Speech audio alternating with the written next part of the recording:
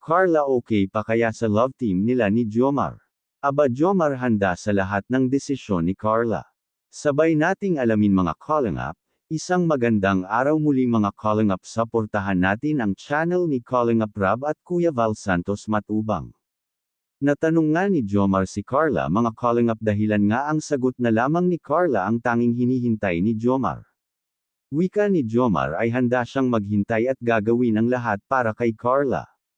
Siya nga ang paprotekta kay Carla dahilan nga wika ni Carla na nag-iingat lamang siya. At alam naman na ni Jomar ang kanilang napag-usapan mga calling up. Swerte nga ang Jom Carl sa isa't isa lalo na at maswerte din sila sa kanilang tita Connie na mahal ang Jom Carl. Handang tumulong hindi lamang sa Jom Carl pati na rin sa kanilang kasamahan mga calling up. Nabiyayaan na naman ni Tita Connie at Jom Carl ang isa sa mga K-boys na nag-birthday at si Kuya Yu yun.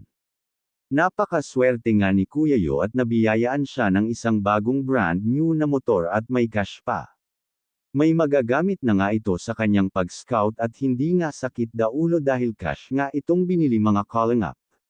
Sa daming sponsors na nagmamahal sa Jom Carl ay pati mga kasamahan nila ay minahal na rin ng kanilang mga sponsors.